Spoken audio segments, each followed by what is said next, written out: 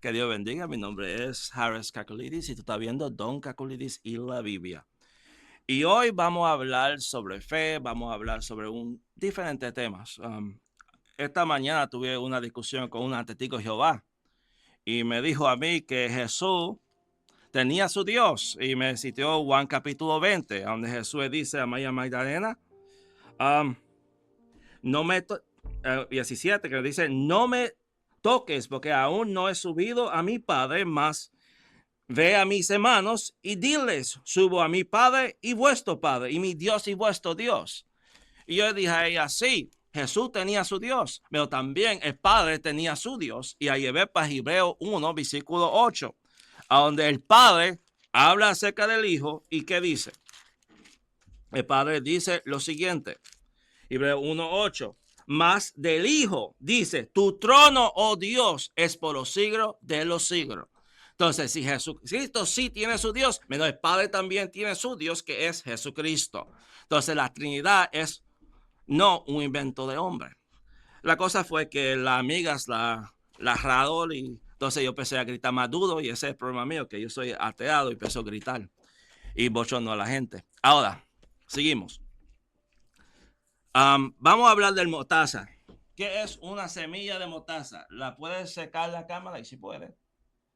En mi mano está una semilla de mostaza, ¿verdad? Y si nota, estas semillas son más chiquitas que el lento. Ustedes saben lo que es lento, ¿verdad? El hermano de Jacobo, Isaú, vendió su primogenitura por un lento. Y el grano de mostaza es más chiquito que el lento. Lenteja. Gracias, hermano. Lenteja. Es más chiquita que una habichuela. Es más chiquita de una hoja de cocinar, basil leaf. Y es más chiquito, mirándolo muy bien, es más chiquito que un grano de arroz. ¿Y cómo crece? La semilla de mostaza crece para ser una planta larga, alta. ¿Me puede enseñarle foto? Si puede. Vamos a checarle foto. Si no me equivoco, en la izquierda está uno con la planta de mostaza y la derecha está esa planta. No es un árbol. Y necesitamos saber la forma que Jesús hablaba en esos días, como los rabinos hablaban en esos días. Por ejemplo, en el Talmud de Jerusalén, Epija 7.3, dice, el Rabbi Simón ben Jalafata dice, tenía en mi campo una planta de mostaza tan enorme que podía trepar en ella como si fuera una higuera. ¿Qué eso quiere decir? Que a veces los judíos en esos tiempos usaban exageración para llegar a un punto. Y eso es lo que vamos a ver. Jesús usaba exageración para llegar a un punto. Es como cuando tú tienes niños y tú hablas con ellos y tú ves que el adulto está hablando y, y los niños quieren meterse dentro y tú le dices, tú puedes hablar cuando el gallo para el huevo y cuando la gallina cante como el gallo. Está diciendo al niño, ¿puedes tú hablar en un punto? No, está diciendo, cállate la boca, no te metas en el asunto de los adultos. O cuando, y si alguien te presenta a una mujer y esta mujer bien gorda, y entonces tú dices, esta mujer es un mundo. Tú no estás diciendo literalmente que ella cada vez que está dando vuelta es su cumpleaños. No, tú estás diciendo que esta mujer tiene bastante carne. O podemos decir otro anécdota, cuando tú quieres salir con una muchacha y ella te dice, yo salgo contigo cuando el infierno se congiere. ¿Qué quiere decir? Ella nunca va a salir contigo. Ahora, esos son temas que a veces nosotros hispanos decimos, cosas que decimos. Y los americanos dijiste, cuando el puerco bode. Yo miraba la ventana y nunca he visto un puerco bodar. Ahora, seguimos. Vamos a irnos para Pablo. Mateo capítulo 13. ¿Qué dice? Otra palabra les refirió diciendo, ese es el versículo 31, el reino de los cielos. Cuando hablamos del reino de los cielos y el reino de Dios es la misma cosa. Jesús no está hablando de dos diferentes cosas, porque si tú vas para el instituto hoy en día, te va a decir que el reino de los cielos y el reino de Dios es dos diferentes cosas. Menos literalmente es la misma cosa. En Mateo capítulo 19, versículo 23 a 24, Jesús dijo a sus discípulos, de cierto os digo que difícilmente entrará un rico en el reino de los cielos. Otra vez os digo que es más fácil pasar un camello por el ojo de una aguja que entrar un rico en el reino de Dios. Tú ves que la palabra reino de Dios y reino de los cielos es usada entre cambio, porque significa lo mismo. Es como judíos, como ellos hablan. Y si no quieren mencionar a Dios, ellos dicen, gracias cielo, que todo está bien. ¿Y qué estás refiriendo? Gracias a Dios. Esa es la forma que hablaban los judíos. Y es bueno comprenderlo. El reino de Dios, el reino de los cielos, igual cosa. ¿Qué estás refiriendo? Estás refiriendo Dios gobernando en este mundo. Y viendo a Dios gobernando. No es que Dios no gobierna, porque Dios gobierna sobre todo. Y vamos un día a mirar la sabiduría de Dios. Pero vamos a seguir en la palabra. En Mateo capítulo 13, ¿qué dice? El reino de los cielos es semejante a un grano de mostaza que un hombre tomó y sembró en su campo, el cual a la verdad es más pequeña de todas las semillas. Jesús ahí está usando de nuevo un hyperbole, una exageración, porque y si vemos aquí, estas semillas son más chiquitas que un grano de mostaza. Pero ¿qué está haciendo Jesús? Usando una exageración para llegar a un punto. Es como cuando Jesús dice, si tu ojo es cazón de hacerte pecar, sácate. Y su mano es ocasión, córtate. Y tu pie. Jesús está diciendo, saca en tu camino lo que te hace caer. Había uno de los padres llamado Origen, que lo cogió tan serio que se cortó la parte privada. Se hizo inuco, porque quiso coger eso. Yo no soy tan loco. Ahora, bueno, es sí. Tú nunca has oído un muchacho decía a una muchacha, yo te amo tanto que estoy dispuesto de cruzar el mar completo, que voy, que yo camino hasta el fin del mundo para ti. Y pues entonces la muchacha contesta, está lloviendo. Y él dice, te veo mañana porque no me quedo mojar. Y después de tantas cosas que dijo.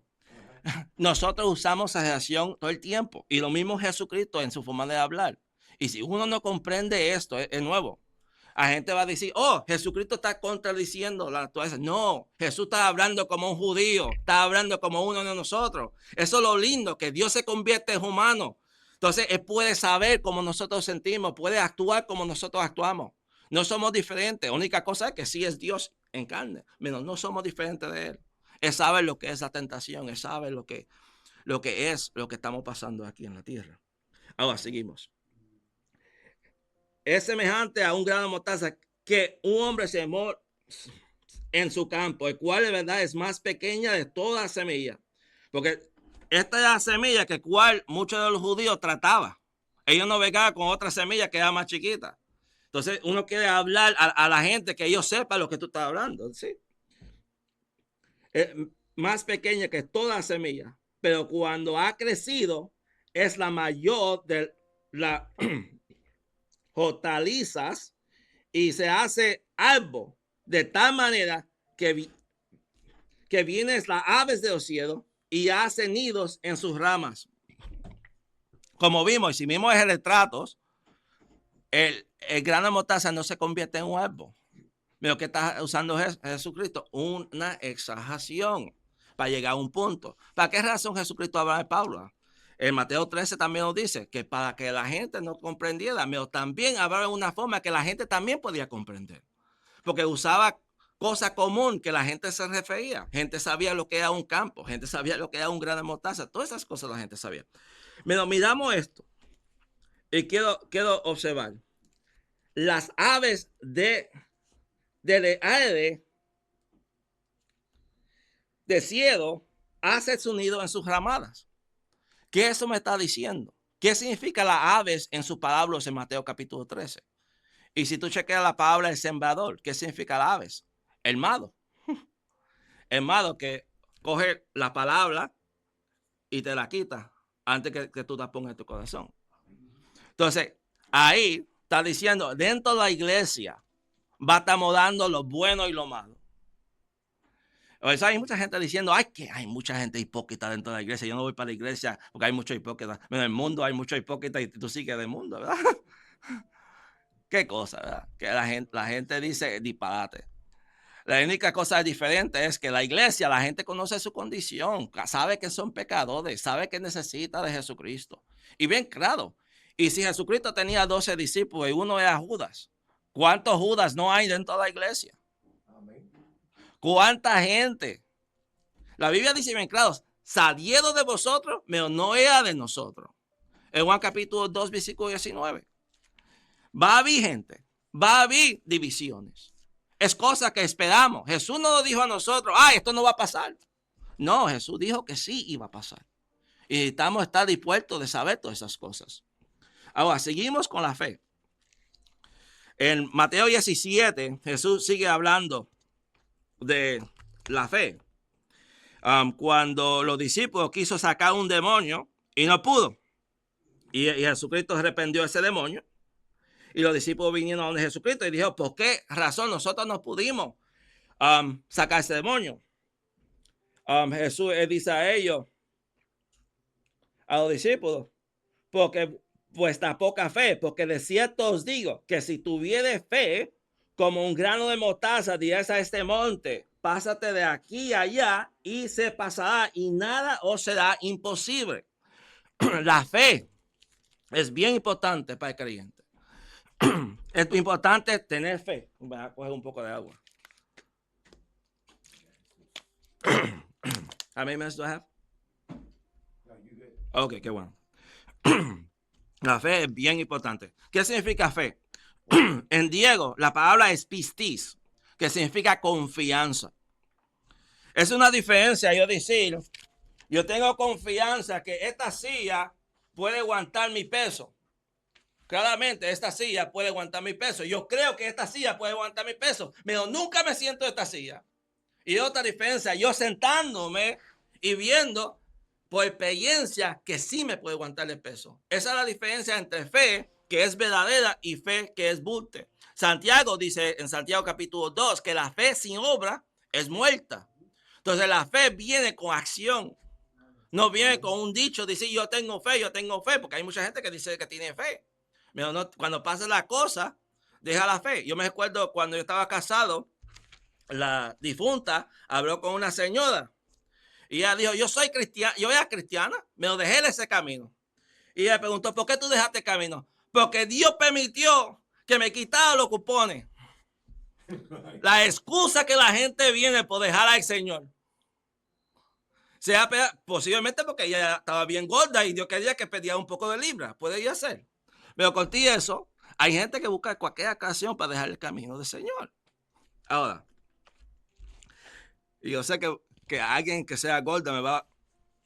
No te preocupes, yo me llevo mucho con la gorda. Ahora. Ok, yo también estoy gordo. Ahora, que la definición de fe en Hebreos capítulo 11 nos dice a nosotros la definición de fe. Y si quiere que yo deje de charlar, ora al Señor que me busque una esposa para que me mantenga a mí serio. Ahora, Hebreos capítulo 11, versículo 1, dice, es pues la fe, la sentencia de lo que espera, la convicción de lo que no se ve. Es esperando algo y no viéndolo. Es teniendo una confianza. En versículo 6 de Hebreos capítulo 6 dice, pero sin fe es imposible agradar a Dios. Necesita tu fe para agradar al Dios de los cielos. Y la fe es algo que necesita crecer. Como el grano de mostaza crece para una planta bien alta, como vemos, la fe crece. A mí me gusta Romanos 4, versículo 20, en la visión NRGSB y la web WEB, está en inglés. Menos, ellos dicen que la fe de Abraham creció, porque Abraham tenía poca fe. Y tú me dices a mí, Abraham es el padre de fe. No, Abraham la fe decreció. Cuando le preguntaba de su esposa, ¿qué dijo? Esta es mi hermana. Yo también tengo esa experiencia porque yo hago eso con el Cesar cuando estaba casado. Yo dije que ella era mi hermana y era mi esposa cuando estaba en una cita. Yo, hermano y hermana, necesito ser real. La gente que coge ese Cesar y cortarle cheque de ese Cesar por casarse, que eso es una ridiculez. Y necesitamos hablar acerca de eso también. Tener una voz para hablar que el gobierno está mal en eso. No quiere que la gente pobre se multiplique. Bueno, ellos sí se pueden multiplicar de muchas maneras. Anyway, seguimos hablando. Ahora, vemos que cuando Dios se habla a Abraham en Génesis capítulo 17, Génesis capítulo 17, y Dios se dice a Abraham, Génesis capítulo 17, te digo yo mismo el versículo, versículo 16 a 19. Jesús dice, Dios dice a Abraham, y la bendeciré, estaba hablando de Sara, y también te dará de ella hijo, si la bendeciré, y vendrá a ser madre de naciones, reyes de pueblo vendrá de ella. Entonces Abraham se postró sobre su rostro y se rió. Esto se oye como un hombre de fe. No, porque dice la Biblia, y pues entonces, ¿qué dice Abraham? ¿Qué es la respuesta de Abraham? Y Abraham dice, a un hombre de 100 años ha de hacer nacer hijo, y una vieja de 90 años ha de concebir. Y dijo Abraham a Dios, ojalá que Ismael viva delante de ti. ¡Qué loco! Dice, ¿a quiénes son las descendencias de Ismael? Islam, Mohammed, los árabes. No es que no tengo nada contra ustedes, porque si ustedes están en Cristo, no vea criatura eso. Ustedes también estamos en la misma sangre. Menos el Islam vino de la descendencia de esto. No vino los judíos, no vino el cristianismo. ¿Y qué pasó con Sara? Sara también se rió. En el próximo capítulo, Sara se ríe en su campo y dice, una vieja ya, una que no tiene su periodo. Imposible. Menos llegó a Abraham a tener la fe tan grande que cuando llegamos a ver a Génesis capítulo 21, que fue dispuesto de sacrificar a Isaac. Y él dijo a su sirviente, espera aquí, yo le dije, vamos a irnos para el monte, vamos a sacrificar y volvemos atrás. Abraham tenía fe en Dios tan grande ese tiempo que pensaba que lo iba a resucitar de los muertos, que si lo mataba, iba a resucitar de los muertos. Es fe, la fe crece, empieza chiquito, algo mínimo, un grano de mostaza, y llega a crecer algo grande. Entonces, vemos que no importa dónde tú estás en este camino, no importa y si tú estás una fe chiquita, no te preocupes, eso va a crecer. Sea como el hombre de Mateo capítulo 17, que tenía hijos demoniados, dijo, Señor, yo creo, ayuda a mi incredulidad, porque hay veces que la incredulidad se mete. Y estamos como Santiago dice, Santiago capítulo hombre, el hombre de doble sentido, que creemos y no creemos. Mientras tú estás en esta carne, vas a tener esta lucha. El espíritu contra la carne y la carne contra el espíritu. Y estás tú en una guerra espiritual. Entonces, si viene duda, no te preocupes. Siga creyendo. Aún por poca fe, se puede crecer. Y va a crecer. Cuando tú veas a Dios haciendo la obra, tú vas a ver que Dios es verdad. Sea como Job. Aunque me mate, yo sigue creyendo. Creemos en Dios. Porque Dios sabe mejor. Yo me recuerdo, yo antes miraba una muchacha y yo decía, cuando era joven, esta muchacha, yo quisiera estar con ella. Qué bonita es. Pasó los años y vi a ella casada con un muchacho. El hombre tenía un black eye y le faltaban unos dientes. Fue que ella lo copiaba. Cuando yo vi eso, yo dije, gracias, Señor, que tú sabes mejor. Porque hay veces que Dios no te da lo que tú quieres porque Dios tiene algo mejor y te está salvando de algo. Hay ocasiones que Dios dice que sí. Hay ocasiones que Dios dice que no. Y hay ocasiones que Dios dice que espera. Y necesitamos saber esto. Y vamos a llegar a hablar de la oración. Vamos a hablar de la Biblia. Vamos a hablar de muchas cosas. Y vamos a estudiar esta palabra. Ahora, la fe es un don de Dios. Romanos capítulo 12 nos dice a nosotros que Dios repartió a cada uno. Capítulo 12, versículo 3. Dice, digo pues, por la gracia que me es dada a cada cual que hasta que está entre vosotros, que no tenga más alto concepto de sí que él que debe tener, sino que piense sin con duda conforme la medida de fe que Dios repartió a cada uno. La fe es repartida por Dios a los creyentes. Efesios Dios, ¿qué dice? Que somos salvos por fe y esto es don de Dios. Amén. La fe es un regalo y tú puedes creer. Es un don de Dios, es un regalo de Dios. Y si tú crees, tú tienes el don de creer. Es uno de los dones también espirituales. Dice en 1 Corintios, capítulo 12, versículo 7 a 9, que a algunos Dios ha dado fe. Hay gente que Dios ha dado fe para mover montañas. La fe es un don de Dios y no todo el mundo tiene fe. Segunda de Tesalonicenses, capítulo 3, versículo 2, que dice que no todos tienen fe. Vamos a leerlo. Segunda de Tesalonicenses 3, 2. Y para que seamos librados de hombres perversos, malos, porque no es de todo la fe. Entonces hay alguna gente que Dios no es para ti fe. Hay gente que por más que tú prediques, nunca se va a venir, porque eso necesita hacerlo Dios. Muchas veces nosotros pensamos que nosotros somos los que podemos convertir a alguien, y no es cierto. Tú no puedes convertir a nadie. Solamente Dios puede cambiar ese corazón de piedra a un corazón de carne. Amén.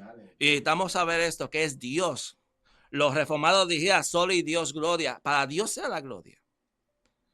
Yo he tenido experiencia que yo he tratado de predicar gente. Y esa gente ha sido difícil. Una ocasión yo he tratado a un hombre inválido que tenía una silla de ruedas eléctrica y me dio carrera un bloque completo con una botella y tirándome. Eso pasó de verdad. El hombre pudo correr rápido, más rápido que yo, y me pisaba los pies mientras yo estaba cogiendo. Eso es cosa que pasa. Ese hombre no tenía fe y tenía un odio. Y cuando tú ves un ateo en el internet, muchas veces atacando a Dios, tú sabes que ellos están atacando. Ellos están atacando su conciencia, porque dentro de su conciencia está diciendo, hay un Dios. Entonces necesito pelear contra ese Dios. Y si tú te ves así, deje de pelear y dale tu vida a Dios. Porque eso es lo que pasa. ¿Por qué un ateo que no cree en Dios va a pasar horas y horas a semana haciendo un programa diciendo que tú no crees en Dios? Y si tú no crees en Dios verdaderamente, tú vas a tener una vida fuera de Dios. Tú no te va a importar que esta persona cree y tú no crees. ¿Para qué tú quieres convencer a otro? A menos que tú te estés tratando de convencerte a ti mismo. Y eso es lo que hace mucha esta gente. En tratando de convencerse a sí mismo, predica a otro. Y no puede estar sin discutir que no hay un Dios. ¿Por qué? Porque la conciencia está diciendo, hay un Dios, hay un Dios, hay un Dios. Y esa misma conciencia lo va a acusar en el día de juicio. Y es una tristeza.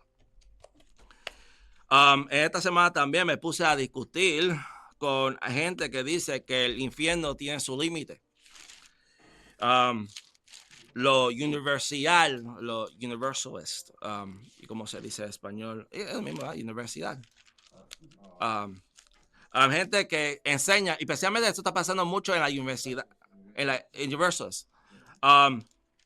Y un versículo bueno para señalar a ellos es Mateo capítulo 25. Mateo capítulo 25 termina con este versículo, que cual es bueno señalar a esta gente que, y si creen en la Biblia. Y ya en esto al castigo eterno y lo justo a la vida eterna. Y necesita preguntar a ellos, y si la vida es eterna y el castigo es eterno, tener el castigo su límite. Porque si tiene su límite, entonces la vida eterna tiene su límite. Y el infierno no tiene límite. Y es una tristeza que hay mucha gente que va ahí. Y también vemos que el infierno, para terminar, es comparado con Dios. Porque en Apocalipsis capítulo 4 vemos esto. Capítulo 4 dice acerca de Dios, que Dios es por todos los siglos. Y si no me equivoco, eso es lo que dice. Pero un momentito, voy a buscar. Ok, ahora. Ya, siglos de los siglos. 4:9 dice, y siempre que aquellos seres vivientes da gloria y honra y acción de gracia al que está sentado en el trono y al que vive por los siglos de los siglos, que Dios vive por los siglos de los siglos. Ahora miramos Apocalipsis 14 y hablando de la persona que se está atormentando en el infierno. ¿Y qué dice? Apocalipsis 14 dice, ¿cómo ellos van a ser tormentados? Dice, el versículo 9 dice, y el tercer ángel lo siguió diciendo en gran voz, si alguno adora a la bestia y su imagen y recibe la marca en su frente o en su mano, él también beberá de vino de la ira de Dios que ha sido vaciado por el cabez de su ira y se ha atormentado con fuego y azufre delante de los santos ángeles y de Cordero. Y el humo de sus tormentos sube, ¿por qué? Los siglos de los siglos. El infierno en su longitud es el mismo longitud de Dios. Si Dios no tiene límite, el infierno tampoco va a tener límite. Y esto es la importancia que nosotros predicar a esta gente. Es la importancia que nosotros predicamos a los testigos de Jusel. Es importante predicar a los perdidos porque ellos van para ese sitio. Si yo cojo un granito para terminar, y si yo cojo un grano de la playa y lo pongo en un cubo y quiero ponerle la playa completa, todavía la persona, y aunque yo pueda poner la playa completa, todavía la persona se va a estar quemando sin fin. Oramos por ello y para el próximo programa que Dios bendiga a todos. Amén.